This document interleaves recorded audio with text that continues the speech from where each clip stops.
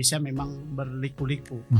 Kalau dulu zaman orang tua kita, para guru itu sangat dimuliakan. Walaupun dari segi finansial itu jauh dari profesi yang lain, tapi oleh masyarakat guru itu sangat dimuliakan.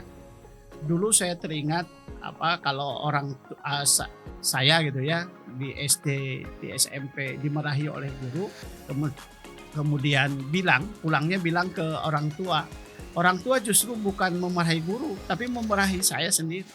Artinya orang tua kita dulu gitu ya, sangat memuliakan guru. Karena 45 kita disuguhi dengan dengan generasi emas.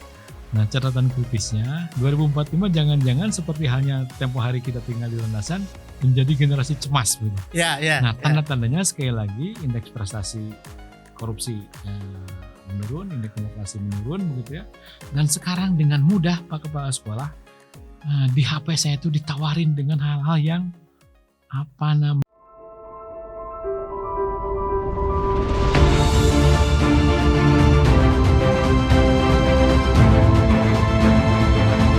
Podcast Jalan Panjang, membuka pikiranmu. Bismillahirrahmanirrahim. Jalan Panjang kembali menemani teman-teman di rumah. Sebuah channel YouTube dan kita akan podcast hari ini bersama seorang kepala sekolah.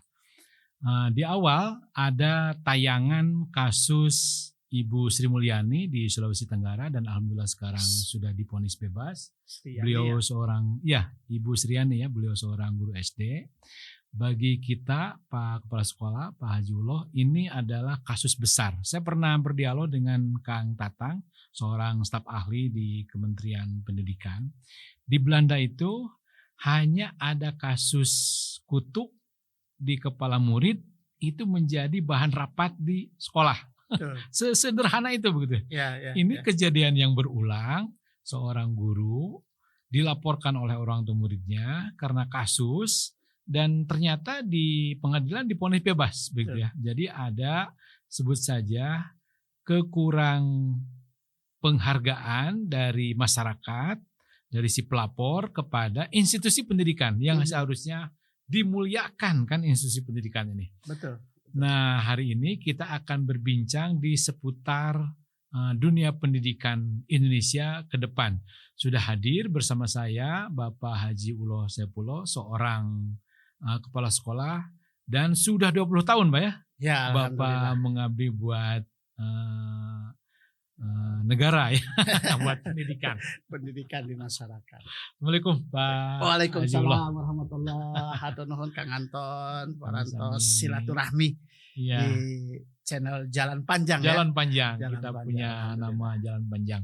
Nah, seperti yang tadi digambarkan Pak Haji Uloh, kasus pendidikan kita itu saya kira bisa dikatakan ngeri-ngeri sedap begitu ya. Biaya pendidikan tidak terjangkau, angka putus sekolah masih tinggi. Setelah pandemi juga apalagi demikian, angka rata-rata pendidikan kita hanya sampai kelas 7 SD. Saya kira setelah kita 75 tahun merdeka, ini bukan berita yang menggembirakan. Nah, bayangan Pak Uloh, siapkah anak-anak kita bersaing di depan dengan alumni-alumni Singapura apalagi gitu ya. Betul. Dengan alumni-alumni yang dari Timur Tengah, dari Eropa begitu, karena dunia sudah menjadi satu gitu, dunia sudah menjadi global. Apakah anak-anak didik kita ke depan hanya menjadi buruh atau bisa menjadi entrepreneur atau bisa menjadi bos begitu? Nah, bayangan Pak Haji Uloh, anak didik kita ke depan itu nasibnya akan seperti apa Pak? Ya, terima kasih. Kalau saya lihat hasil persidangan ya Mbak Ibu Sriani. Ibu Sriani guru SD Sulawesi Tenggara. Alhamdulillah saya sebagai guru ikut merasakan bagaimana prihatinnya Ibu Sriani dengan kondisi yang seperti itu. Tapi alhamdulillah hari ini mata hukum sudah menempatkan pada posisi yang sebenarnya. Di Hari Guru Nasional ya. Di Hari Guru Nasional. Ini penghargaan bagi para guru ya. Ya, terima kasih dan ini menjadi perhatian kita. Kang Anton, saya mendengar perjalanan guru di Indonesia memang berliku-liku.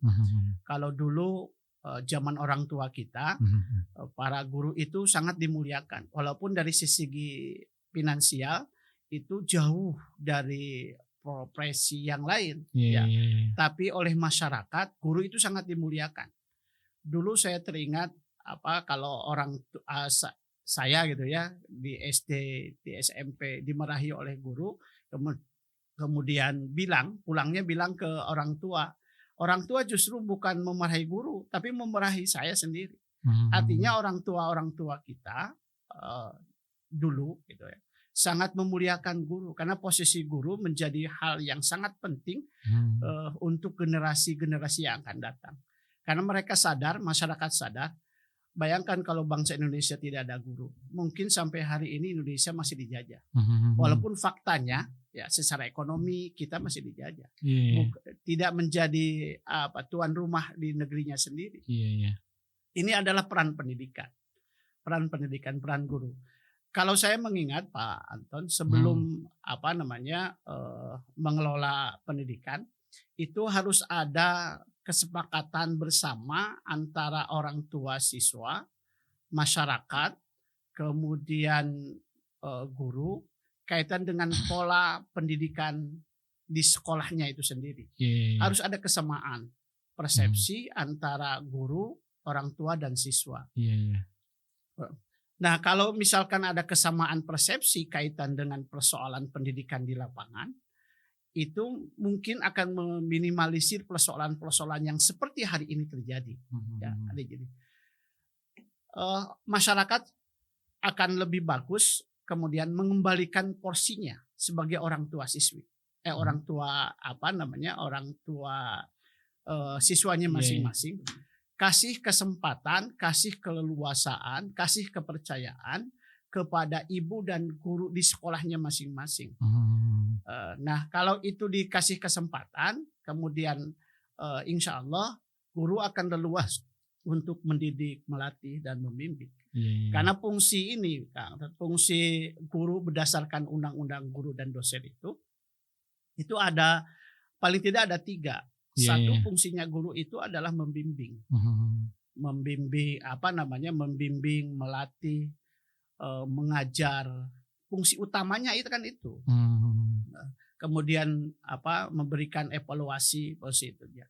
Di tengah-tengah perjalanan itu tentunya ada hal yang tidak diinginkan oleh anak dalam proses interaksinya. Nah, kalau ada proses yang tidak diinginkan oleh anak, tidak langsung kemudian dieksekusi oleh orang tua siswa. Tapi di sana ada peran komite untuk menjembataninya. Gitu mungkin Kang Anton dari peristiwa itu. Itu sekali lagi bukan peristiwa sederhana, itu peristiwa besar dan bisa jadi itu adalah fenomena gunung es ya. Betul. Paling tidak tingkat hormat, tingkat bagaimana masyarakat, bagaimana orang tua menghargai begitu ya, bagaimana orang tua tidak nawar biaya pendidikan, kan semestinya orang tua berani membayar mahal anaknya, kan mental itu belum ada. Pak Kepala Sekolah ya. Betul. Nah, ciri utama daripada orang tua yang memuliakan sekolah, paling tidak dia berlomba-lomba membayar, memberikan sodakoh katakanlah begitu kepada sekolah. Kan suasana itu belum ada di Indonesia begitu. Belum ada. Nah, satu itu. Yang kedua, saya ingin mencoba berdiskusi dan meminta informasi dari Paulo. Kalau ukurannya peserta didik kita itu di tingkat global, kan di tingkat global itu masyarakat kita baru jadi TKW. Berbeda dengan masyarakat dari Afrika Selatan, sekarang sudah berhasil menjadi dokter banyak yang sudah berhasil menjadi dokter di Amerika gitu ya. Atau alumni perguruan tinggi asing, apalagi begitu jelas dia kedudukannya mentereng gitu ya. Nah, kalau ukurannya lulusan di tingkat global, kita kan belum dihargai, Paulo. Nah, jangankan dihargai di tingkat di tingkat global, di tingkat lokal pun ya lulusan-lulusan sekolah kita masih bekerja di pabrik begitu ya. Ini bukan urusan saya tidak menghargai, tapi kan manusia itu dihargai karena derajat ilmunya begitu ya. Nah, sekarang kan baru sampai kepada tahap bekerja di pabrik. Nah, ini sekali lagi jadi tanda bahwa secara bersaing di tingkat global kita masih patut untuk bekerja keras kan gitu Pak Ulo ya. Betul. Gimana nih masa depan secara kritis begitu, dan menurut saya ini masa depan anak-anak kita sudah sedang kritis begitu. Ya, betul. Ada persoalan yang mendasar yang saya lihat di di pendidikan di kita adalah persoalan tentang karakter. Iya. Satu itu yang mendasar di tingkat dasar sampai ke tingkat tinggi, persoalan karakter. Persoalan karakter ini kan kalau berbicara tentang konsep agama itu berbicara tentang akhlak. Oh iya. Nah, kalau fungsi pendidikan itu dikembalikan lagi menjadi hal yang paling utama dan yang paling pertama, mestinya semua komponen bangsa ini menjunjung tinggi tentang persoalan karakter ini dalam berbagai elemen. Ya, baik di karakter di anak siswanya itu sendiri, di gurunya, di pejabatnya, di dinas pendidikan, dinas di kementerian, di Betul. DPR. Betul, di DPR. Ini persoalan karakter ini. Yang kedua kemudian tadi persoalan tentang kemampuan kritisnya dalam menghadapi arus zaman ini. Ya. Kemampuan berpikir kritis ini menjadi hal yang sangat penting bagi kita untuk bersaing di tingkat nasional, bersaing di tingkat dunia, bahkan di tingkat global ini. Kalau semua siswa, semua guru, semua komponen pendidikan ini berpikir tentang bagaimana nih mengembalikan marwah pendidikannya, saya berpikir menempatkan proses berpikir kritis bagi anak itu menjadi hal yang sangat penting. Coba bayangkan Kang Anton, kalau misalkan anak tidak mempunyai daya kritisnya, maka malapetaka akan terjadi di dunia pendidikan kita. Musibah akan terjadi di dunia kita. Mereka tidak bisa bersaing dengan dunia global. Mereka tidak sadar ya. Betul. Karena mereka hanya dikooptasi oleh guru. Jadi peran guru itu kita lihat. Mungkin ini persoalannya akan persoalan kurikulum. Persoalan metode. Bahkan persoalan guru sendiri harus punya kemampuan untuk melatih anaknya berpikir kritis. Nah, kalau dilatih sejak dini anak berpikir kritis, anak itu akan terbiasa untuk menjawab tantangan persoalan dirinya. Karena hakikat pendidikan itu adalah secara sederhana, pendidikan itu bisa berhasil kalau anak bisa menjawab persoalan-persoalan dirinya di dalam kehidupan ini. Ya. Dan itu harus dididik oleh guru-guru yang sejak dini, kan? Sejak dini. Kalau guru-guru mendidik, melatih, membimbing berpikir kritis, ya, insya Allah anak akan siap untuk berdaya saing ke depan. Karena persoalan-persoalan yang dihadapi oleh anak tersebut, ya, itu kemudian ada proses antara akal pikirannya, ada proses ruang geraknya, ada proses kemudian hatinya, dan itu kemudian mereka olah menjadi sebuah jawaban-jawaban untuk persoalan-persoalan dirinya. Pak Kepala Sekolah, ini sekali lagi di tengah kita memperingati Hari Guru Nasional, begitu ya bahasanya. Nah, tadi kata Pak Kepala Sekolah, kita masih miskin akan cita-cita membangun karakter. Tentu karakter yang dimaksud adalah karakter yang berkemajuan ya. Karakter yang visioner, karakter pribadi-pribadi yang modernis. Tentu semuanya itu dilandasi dengan akhlak. Betul. Nah, apakah kondisi, apakah tuntunan, apakah para pejabat begitu ya sedang menuju titik itu enggak? Yang terjadi kan sekarang korupsi, indeks prestasinya jeblok. demokrasi, indeks prestasinya jeblok. Jadi kalau tadi Pak Kepala Sekolah menginginkan karakter bangsa yang maju, yang modern, yang beradab, yang berakhlak, tapi di lain sisi justru kita ada dalam kemunduran gitu. Ya. Jadi pihak sekolah paling tidak Betul. SMK itu ingin maju, tapi bangsa karakternya sedang mundur, gimana ini Pak Kepala? Ya, betul. Ini harus semua komponen bangsa ini harus mencoba untuk menjawab persoalan itu dengan aktualisasinya di lapangan. Pemerintah posisinya sebagai leading sektor untuk merubah ini punya peran penting untuk merubah ini melalui pendidikan. Kemudian elemen-elemen yang lain juga sama mempunyai peran penting untuk itu. Ya. Karena peran penting pendidikan sangat menunjang untuk menciptakan generasi emas di masa yang akan datang. Ya. Generasi emas itu akan kita raih, ya, yang notabene menurut para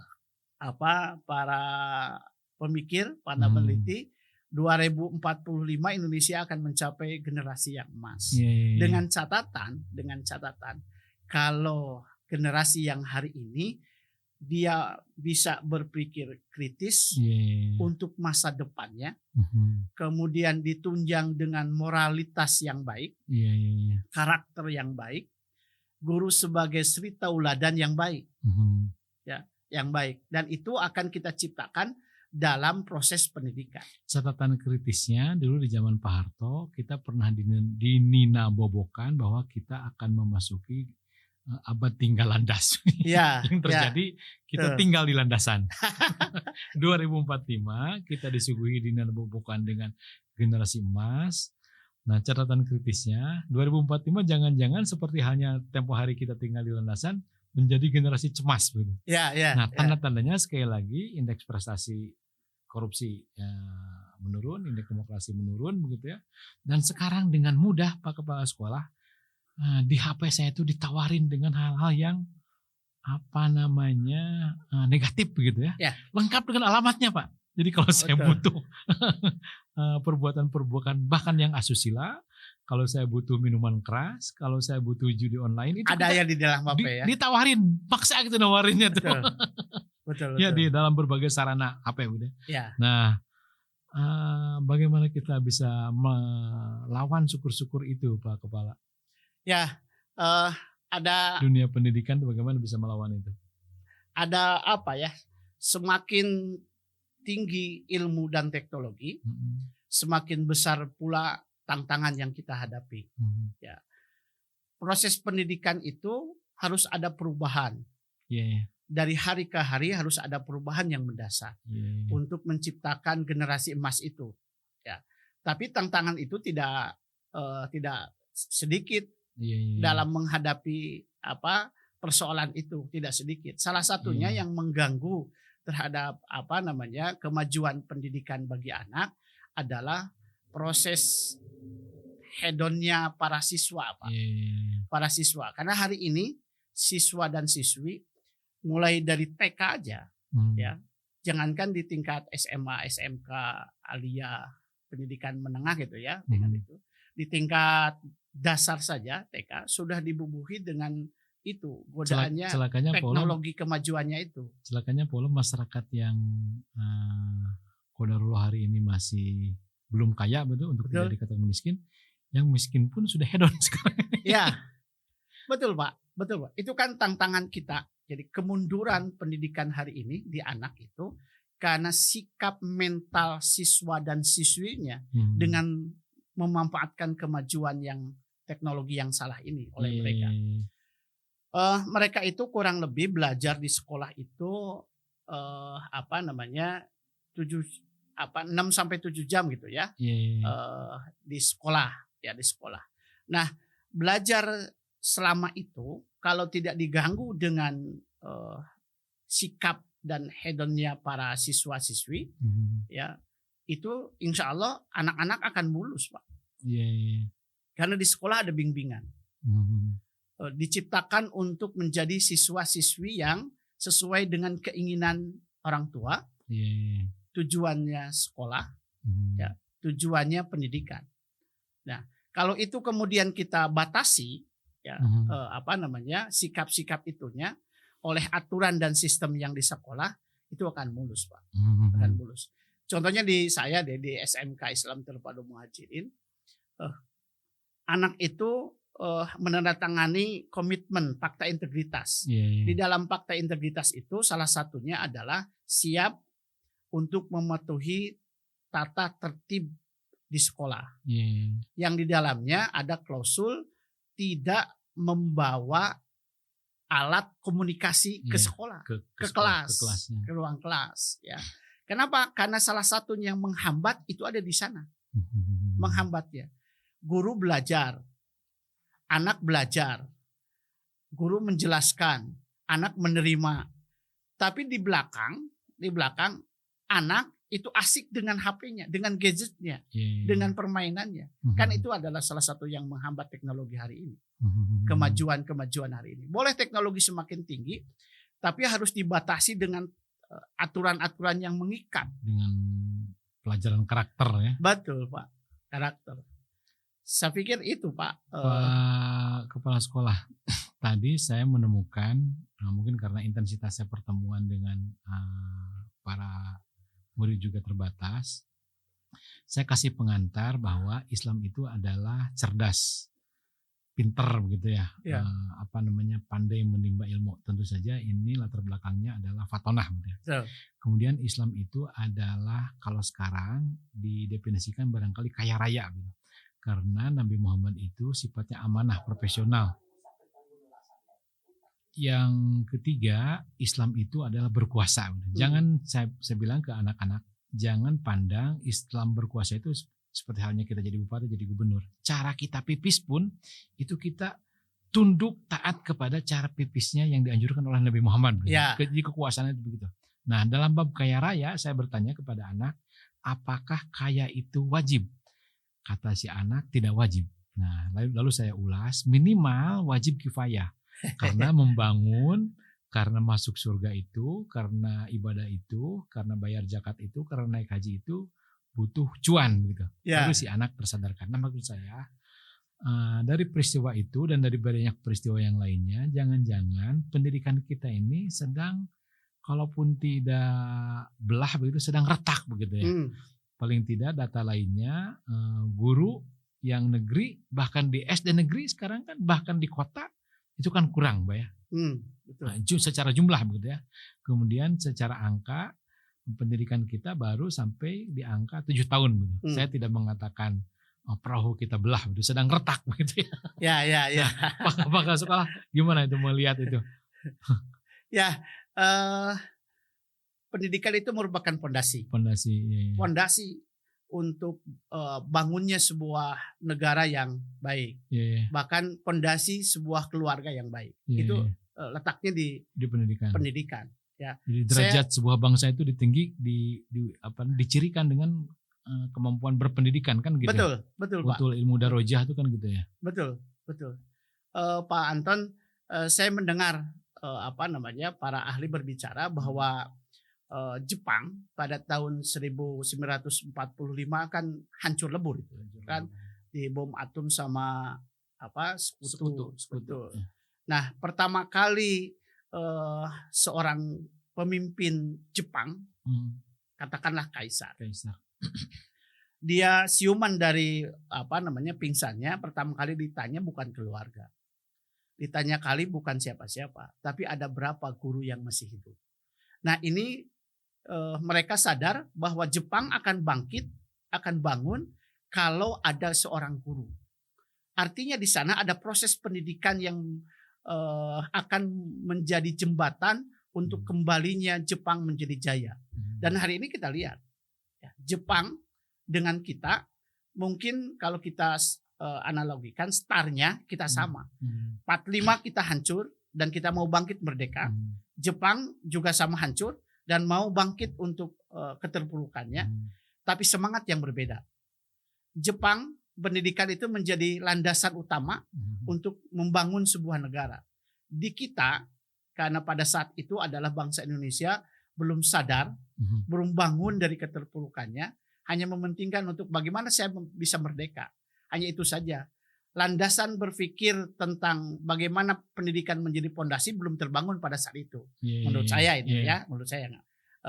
Nah, hari ini alhamdulillah sudah terbangun, tapi ada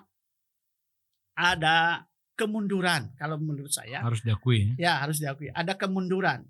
Pola pikir bangsa Indonesia itu terutama di kalangan masyarakat di masyarakat, di anak-anaknya, pendidikan kita itu saya kalau lihat banyak, mohon maaf ya, banyak saya menerima siswi yang punten beragam kemampuan berpikirnya sangat berbeda. Sangat berbeda. Di kampung-kampung, di desa-desa hari ini mungkin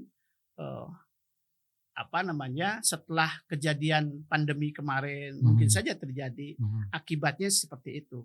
Pendidikan itu mundur.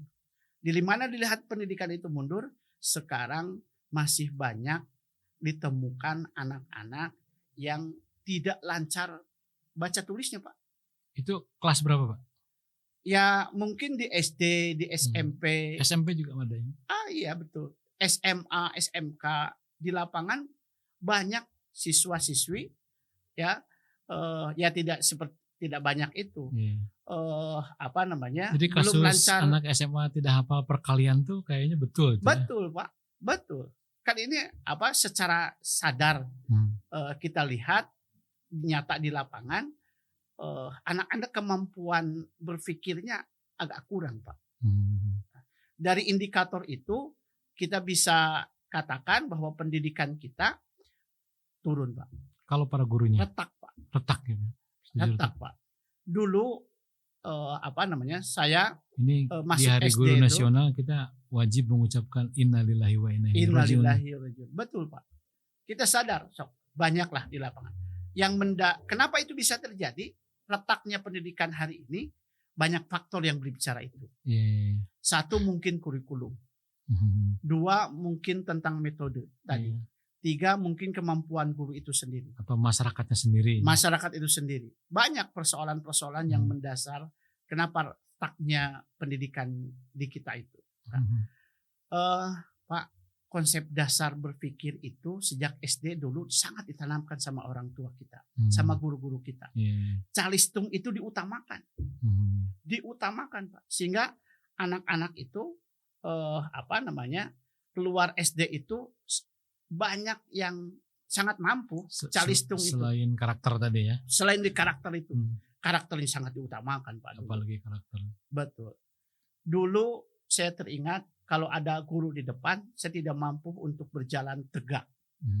Tapi sekarang guru ada di depan, anak-anak bebas untuk mondar-mandir di depan. Dan yang dihormati ilmunya kan? Betul, Pak. Betul. Ini kan kenapa ini bisa terjadi? Ya, kenapa ini terjadi? Mungkinkah kita akan mencapai generasi emas yang akan datang? Kalau kita tidak menganalisis persoalan ini, saya ragu. Ini harus dijawab oleh semua orang, ya, oleh semua orang, terutama oleh masyarakat itu sendiri. Masuk guru saja, Pak Anton, kita belajar mau sekolah ke PGA lah kita cari dulu. Di PGA itu diajarkan bagaimana cara belajar seorang pendidik. Bagaimana, Pak? Sekarang tidak ada. Diajarkan bagaimana memakai pakaian seorang pendidik. Diajarkan. Sedetil itu ya? Sedetil itu, Pak. Sesederhana itu. Apalagi dengan konsep kemampuan gurunya sangat betul-betul diutamakan. Betul-betul, Pak, diutamakan. Terakhir, Pak Kepala Sekolah, di rumah-rumah anak didik kita, Bapak Menteri kita bilang itu ada yang sampai 8 jam di depan gadget. Iya. Ini pengaruhnya betul. Gimana nih, Pak, ke sekolah? Nah, ini yang menjadi persoalan mendasar kita, Pak. Persoalan mendasar kita tentang pengaruh-pengaruh itu. Jadi nabinya anak-anak sekarang gadget. Gadget. Sekarang kita bandingkan.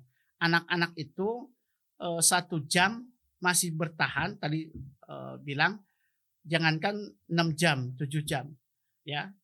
Lebih dari itu mereka sangat bertahan. Tapi kita balik. suruh mereka baca buku.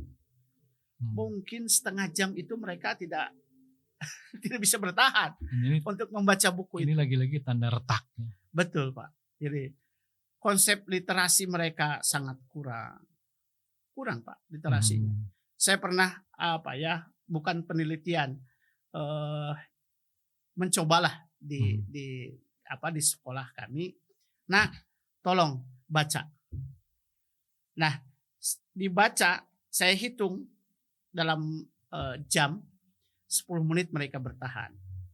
15 menit sudah mulai pinggangnya Gelisah. agak gitu gelisah.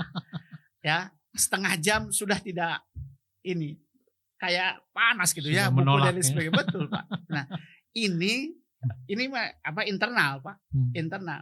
Nggak tahu di lapangan seperti apa. Mungkin di kota-kota tidak seperti itu mungkin. Mungkin ya. Mungkin. Yang kedua coba lihat Pak. Mereka mampu nggak membaca ya, membaca di gadgetnya beberapa menit. Ya, mungkin akan skip oleh mereka. Scroll. Ya, skip untuk bacanya. Nah, yang kedua, kemampuan untuk memahami baca ini juga berkurang. Apalagi kritis. Betul Pak, berkurang. Nah, coba baca 10 menit, coba jelaskan. Nah, anak-anak hari ini perlu ditekankan untuk latihan seperti itu. Untuk latihan itu. Agar tidak retak nih dunia pendidikan ini Pak. Tidak retak ini. Ya, terutama di daerah-daerah. Nah, pemerintah Pak Anton, kalau pemerintah hari ini konsen di pendidikan di daerah-daerah di seluruh Indonesia, ya.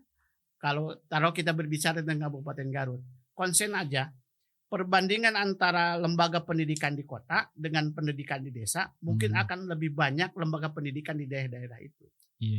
Ya. Kalau pemerintah hari ini konsen di lembaga pendidikan di daerah, ya di daerah konsen dengan seperti itulah, mungkin ini akan memberikan solusi-solusi yang baik di masa-masa yang akan datang. Satu lagi katanya, konsentrasi perhatian pemerintah itu lebih kepada negeri daripada ke sekolah-sekolah swasta. Padahal masyarakat yang rentan itu ada di sekolah-sekolah swasta ya, dari sisi kemampuan mengolah pendidikan, dari sisi ekonomi kan gitu. Petanya Pak Kepala Sekolah. Ya, yang kami rasakan dari skala perbandingan memang seperti itu Pak. Memang seperti itu. Jadi alokasi dana akan lebih besar, kepada pendidikan lembaga-lembaga negerinya itu. Belum guru juga yang katakanlah berkualitas, berpengalaman juga disedot ke negeri malah. Ya, betul. Hari ini lembaga pendidikan swasta prihatin. Kami yang mendidik, kami yang melatih bertahun-tahun dengan sabar.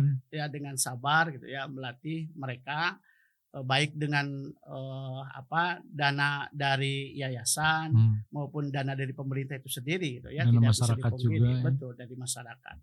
Tapi hari ini dengan program P3K-nya kemudian guru-guru yang berkualitas kemudian ditempatkan di sekolah-sekolah negeri. Sementara kita lembaga pendidikan swasta itu harus mencari lagi tenaga pendidikan yang berkualitas. Harus berkeringat lagi. Harus berkualitas. Coba kita lihat kalau lembaga pendidikan swasta harus mencari pendidik yang berkualitas, itu sangat sulit, Pak. Sangat sulit. Kenapa sangat sulit? Karena mereka para guru-guru yang berkualitas hari ini mau tidak mau, mereka juga berpikir masa yang akan datang. Dengan ditawarkannya fasilitas dari negara, ya mereka akan datang ke program itu. Oleh itu. Sementara kami harus mencari lagi lulusan-lulusan baru. Ya, jadi kalau ada kata dianakterikan ya memang itu faktanya ya. Memang itu faktanya Pak. Memang itu faktanya. Tapi alangkah baiknya kalau pemerintah hari ini mudah-mudahan melalui Pak Menteri hari ini yang baru ya. Yang baru ini karena beliau lahir dari pendidikan swasta Pak. Iya. Lahir dari madrasah dia. Dari madrasah. Beliau itu lahir dari madrasah. Dan dari kampung. Karena dia punya semangat yang tinggi, punya daya kritis yang kuat, bisa berpikir untuk kemajuan dirinya, bangsanya, keluarga dan sebagainya. Hari ini mudah-mudahan jadi jawaban lah, Ada harapan. hadapan bagi lembaga pendidikan yang di daerah-daerah itu. Saya minta melalui jalur ini mudah-mudahan didengar oleh pemerintah, Insya Allah. kembalikan program P3K itu ditempatkan di pendidikan-pendidikan di daerah. Tidak hanya di negeri, tolong di swasta juga diperhatikan. Karena kami juga manusia. Betul Pak, betul. Di kami saja ada berapa belas ya yang diangkat P3K itu. Ya, bagi saya misalnya Bedol desa, ini peristiwa bedol desa. betul, dilematis. Dikasih izin gimana, nggak dikasih izin juga kasihan. Sistem. Memang susah itu ya. Tapi kalau misalkan Pak Dewan DPR RI kemudian Pak Menteri sepakat, tolong kembalikanlah mereka ke pendidikan kami di daerah. Ya, daerah. Atau istilah dulu ada yang PNS dititipkan ke lembaga. Ada istilah itu ya. Betul Pak. Itu kan sangat membantu. DPK ya. Betul. Guru DPK ya. Iya. Ya betul Pak Anton. DPK itu sangat membantu Pak. Dari segi finansial ditunjang oleh pemerintah. Dari kualitas juga mereka ada. Ada ya. Ada. Jadi jangan sampai guru-guru masuk ke swasta itu hanya sebagai batu loncatan saja daripada tidak bekerja. Nah ini bahayanya. Batu loncatan tuh dalam bahasa lainnya kekeset aja. Kekeset. Ini bahayanya Pak. Jadi salah satu kemunduran pendidikannya itu karena peran gurunya itu. Lagi-lagi ini adalah pendidikan kita sedang retak. Ya. Kalau guru berkualitas, insya Allah anak juga akan berkualitas. Anak berkualitas. Karena proses pendidikannya juga akan lebih baik. Pak. Bahan bakunya bagus, ya, kemudian gurunya bagus, ya semangatnya ada, dilatih daya kritis juga ada, tambah kemudian fasilitas juga ada, akan lebih hebat lagi. Sekali lagi Pak Kepala Sekolah, selamat Hari Guru Nasional. Terima kasih. Mudah-mudahan di sesi depan kita bertemu lagi karena ini kayaknya perlu pertanyaan-pertanyaan ekstra. Betul. Antur nuhun, Siap. Pak. Terima kasih. Wassalamualaikum warahmatullahi wabarakatuh. Waalaikumsalam warahmatullahi wabarakatuh. Podcast Jalan Panjang. Membuka fikiranmu.